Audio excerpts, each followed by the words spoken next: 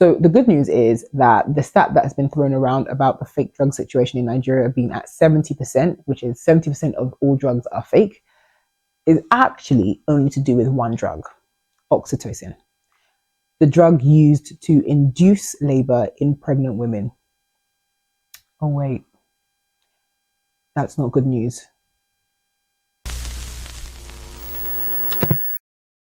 Nigeria has a major fake drug problem.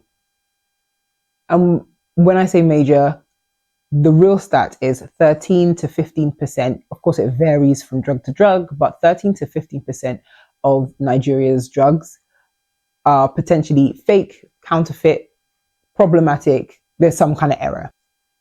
Now, 13 to 15% initially doesn't sound that bad, if I'm honest with you. Maybe it does if you have more of an understanding or background in pharmaceuticals, but to the average person, 13 to 15% is like, okay, not great, but you know. Then when you compare it to parts of Europe that are less than 1%, you know we have a major problem. The regulatory body NAFDAC is doing their best. The other week, they closed down over 3,000 shops in one Lagos market. And before that, they closed 10,000 shops somewhere else and 11,000 shops somewhere else. And they're being heralded as, hey, they're doing a great job. And not to say they're not, but are we not seeing the scale of this? You closed 10,000 shops somewhere and we're not seeing it. I mean, they are very aware of how great the problem is. But I think as Nigerians, there's this idea like, oh, great, at least they're catching them. When they leave the market tomorrow, what will happen? Will somebody not just set up shop again? Ultimately, what's happening here is that you're cutting off the head and more heads are growing. This is a major issue from the import perspective. Where are these drugs coming from? Most of these drugs are not being produced in Nigeria. They are being imported. So this is firstly a global issue. But it's only a global issue because our borders are porous. The rest of the world or many other parts of the world are not dealing with this. They've managed to be able to secure their parameters such that such drugs aren't making it into their market. But Nigeria's borders are open. There are reports that there are certain parts of Nigerian borders that there's no one there. You can just walk in.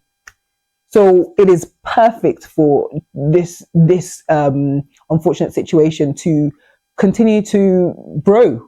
I think NAFDAC also need to consider that their role should also include educating the public. This is a public health situation, and it also highlights how much people don't know about this problem. People aren't aware of the scale of the problem, how much work needs to be done. How do people spot when a drug is fake and when it's not? But ultimately, it stems to another problem, which is poverty.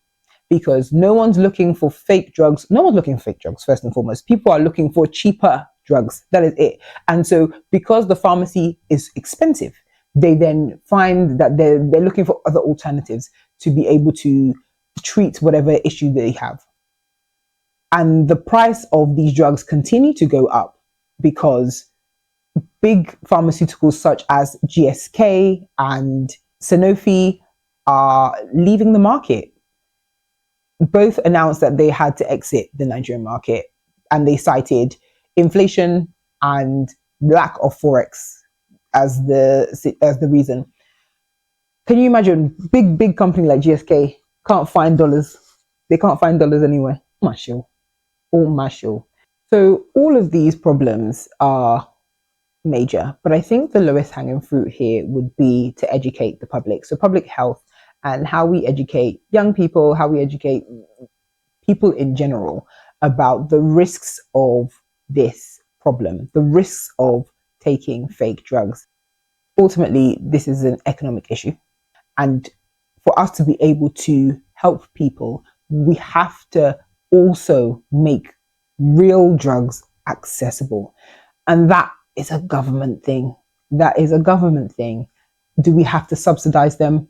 Do we have to create a prescription plan? One of the other issues that this highlights is that many drugs are available on the Nigerian market. Like, that shouldn't be. That they're prescribed drugs, that people self-medicate so much in Nigeria. It is concerning. But for today, the issue that I want to focus on would be public health and how we integrate the knowledge of how fake drugs affect the human body and how just to create a real understanding around how fake drugs really affects human beings, I think is a really key topic here.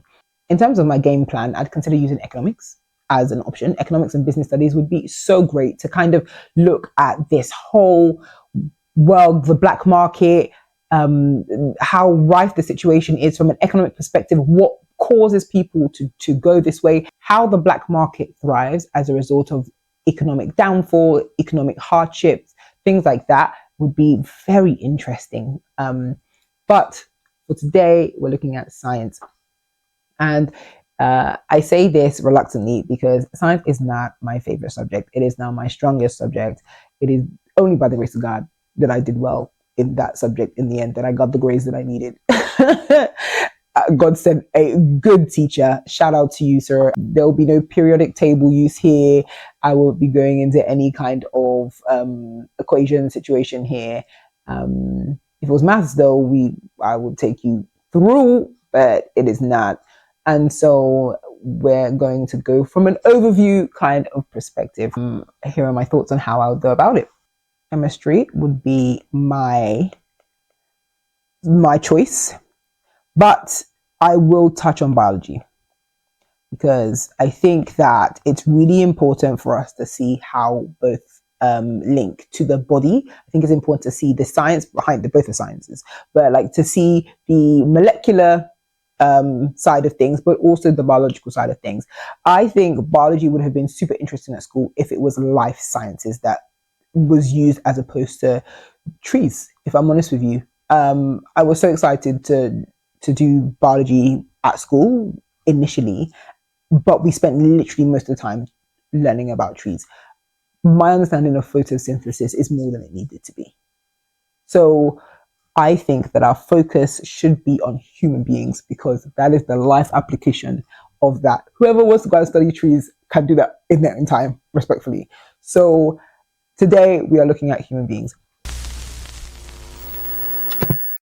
My intro would be making this about human beings. So what I would do is I would show a story of a person who's been affected by fake drugs. There are so many short stories out there. You could probably get somebody to come and speak in the school, to be honest, about it. Or somebody in the room, I'm sure, would have had a story of an aunt or somebody that they know that has been affected by fake drugs in some kind of way. So it would be actually very easy to put a face to this problem. And once young people can see a face to the problem, it really humanizes this problem. One of the first things that I think would be important to cover would be the composition of fake drugs versus real drugs. What is the difference? What does it look like on a molecular level? What makes up a real drug? And we would have to use a case study or one specific area. So I would go with paracetamol. Those are easily accessible. We would be able to then use those in testing. So we would choose paracetamol. The next thing I would ask would be, how do we test for fake drugs? What are the different elements and areas that we would do that? The next thing I would do is literally go through the different type of tests that you would consider doing in order to figure out whether a drug is real or fake. So you, of course, could do a solution-based test where you would basically crush it all up and put it in solution, and it's likely that the paracetamol would dissolve quickly, whereas the fake one would likely take a lot longer because of the fillers that are included. The other test would be a pH test. pH strips should be used here, and literally it should be like between 5.5 and 6.5, something like that, to be able to know whether it's real paracetamol or not. Don't take my word for it. Honestly, no science here should be taken from me. I'm just giving examples. So whereas a fake drug would be outside of the parameters of a real drug. And the last one would probably be an iodine test. So the iodine test, of course, would be you crush it, then you put the droplets on it and it should change color, and whatever color that counts as a real drug would be that, and then the one that isn't would be a different color. So those would be very easy, accessible ways of making science come to life for young people, and also showing them how science can save their life in this particular situation, which is very, very exciting. So you want to make it, as I think for me, science lessons should be kinesthetic lessons. They should be, you should be standing up, you should be doing something. It should be an active, exciting space. It grieves my heart, to be honest, that much of science is textbook based. I think that needs to change. And then it would be great to talk about how this affects human beings in terms of biologically, how this could bring about organ failure, how this could lead to antibiotic resistance. And then, of course, even like we've seen people actually die from these things. I think this is a great time to bring up that one particular area that we see that fake drugs are prevalent would be in the anti-malaria space. Anti-malaria drugs are susceptible to this whole kind of fake drug world. And in Africa, Nigeria has the largest number of people dying from malaria. The stats are around almost 200,000 a year. And is there a world that perhaps this has to do with the fact that somebody thinks they've treated malaria with one of these fake drugs, but in fact, that isn't the case? This has major ramifications. And I think if young people can see that, they would really be interested in how they solve this problem. Ultimately, education should be about getting young people to pick a problem to solve and to be passionate about that problem until it is solved. And again, you know how I feel about homework. Homework should be practical. And again, it could be that you sit down with a pharmacist. I'm sure a pharmacist would really love the opportunity to answer any questions you have about the process of identifying fake drugs and, having a whole conversation about the science behind fake drugs. I'm sure they would really love that. So who would be our heroes in this space? Pharmaceutical scientists, I think, would be a big one here.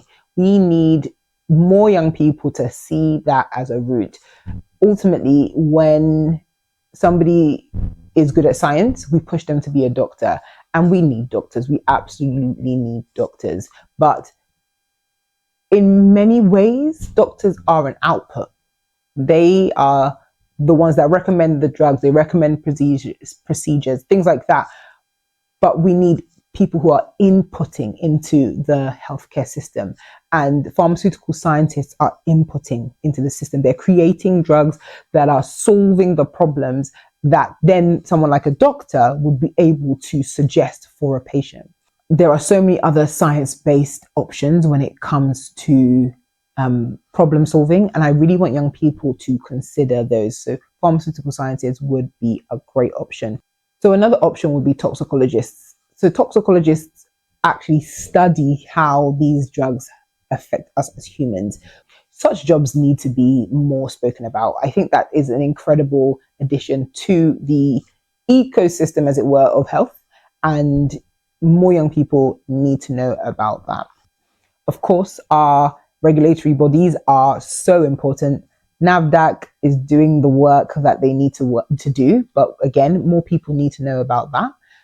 Obviously, international bodies like the WHO also play a key role here because, as I said, a lot of these drugs are coming from outside of Nigeria. And of course, forensic scientists. Forensic scientists are the ones who actually do the testing. So they're the ones who actually find out whether a drug is real or fake. Of course, within this ecosystem, we absolutely need them.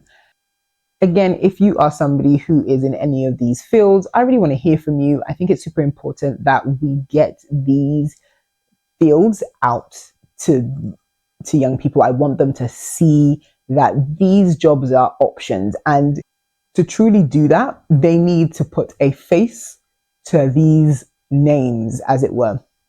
So if you're in any of these fields, please do get in touch.